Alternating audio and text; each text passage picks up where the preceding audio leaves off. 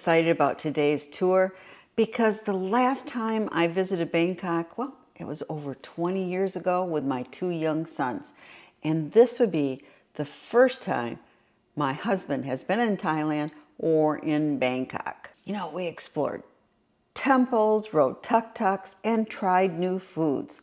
It left a strong impression. This time around, I was seeing Bangkok through a different lens, through my husband's eyes. As with most of our port stops, we skipped the big cruise line bus tour and booked a private experience through tours with locals. We met Angela, our local guide, and Mr. Mann, our driver. Both were excellent. I mean, Angela was incredibly knowledgeable, approachable, and enthusiastic. You could tell she really loved sharing her country's culture. And again, from our port stop, it took about 2 hours to reach central Bangkok. And the delay wasn't due to distance, but traffic, which Bangkok is legendary for. But Angela kept us entertained with stories, cultural tidbits, and insights that made the time fly. As we got closer to the city, the skyline transformed. Towering glass skyscrapers stood side by side with ancient temples and golden shrines, and even street markets. It's a blend of the ultra-modern and deeply traditional that I think makes Bangkok so captivating. I especially love these ornate gilded street signs. Now, our first stop was, of course, the Grand Palace. And I'll say this up front, don't show up underdressed. The rules are strict: covered shoulders, long pants or skirts. If you're not dressed appropriately, you'll be turned away or forced to buy last-minute cover-up. And for me, stepping into the Grand Palace complex is like walking into a mythical realm.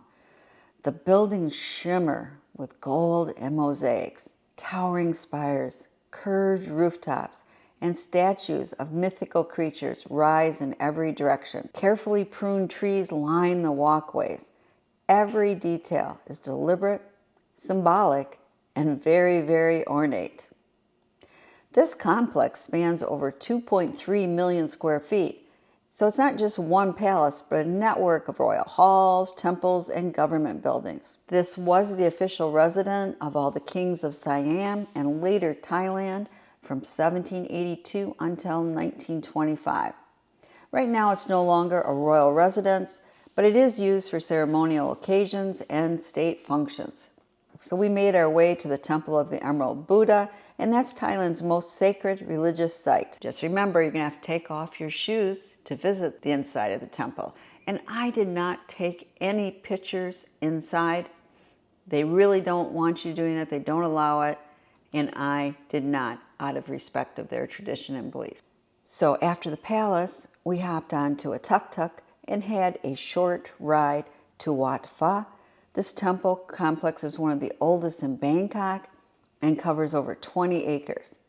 And it's also considered the birthplace of traditional Thai massage and medicine. But of course, the highlight here is the Reclining Buddha. Now, I had seen it on a previous trip, but it still stunned me the moment I stepped inside. The statue stretches over 150 feet. The Buddha lies on his right side with his head propped on a hand, and that symbolizes his entry into the final release from the cycle of rebirth and suffering. And just look at the soles of his feet.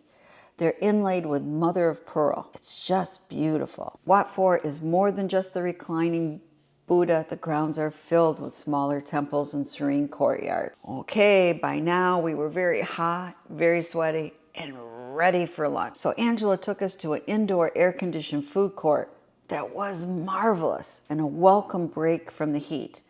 On the first floor, they had all kinds of Thai food treasures. Oh, it just all looked so, so good. We went up to the second floor and I ordered a pork belly curry. And wow, was it ever good. It was so rich, spicy, and bursting with flavor. Perfect balance for me of fat, heat, and savory depth. And I immediately started planning, how could I recreate this at home? Look for a future video. So Bangkok is known as the Venice of the East. And once you get on the canal water, You know why. We boarded a private boat for a ride through the canals that wind through the older parts of the city. It was quiet, shaded, and lush, a world away from the bustling streets. We saw traditional houses, families relaxing, ornate shrines, and bright flowers blooming everywhere. It was a peaceful, beautiful glimpse into everyday life. And then, yes, we spotted wildlife. Not one, not two, but 3 water monitor lizards lounging near the canal bank. If you've never seen one, imagine a Komodo dragon's smaller cousin. They're about 4 to 5 feet long, and they love soaking up the sun. This was a highlight for both my husband and I. Then we stopped at a small family-ran orchid farm, and I really enjoyed seeing all the different orchids. We had one final stop to see the Golden Buddha. Now, this statue is officially recognized by the Guinness World Records as the largest solid gold sculpture in the world. It stands 9.8 feet tall, weighs over 5.5 metric tons, and is valued at more than 250 million. But here's the wild part. No one knew it was gold for nearly 200 years. It had been covered in plaster and colored glass, probably to protect it from the looting Burmese. So for generations, people just thought, it's another plaster statue. And boy, were they wrong. In 1955, the year I was born, when they were moving the statue was accidentally dropped and a corner of the plaster dropped off. And then they saw the beautiful gold underneath. I mean, talk about an archaeological surprise. So Angela and I explored the temple while Ron rested in the air-conditioned car, and I'm so glad I didn't miss this one. It was the perfect finale. As we drove out of the city, we passed by the flower market, and it's Bangkok's largest wholesale flower market.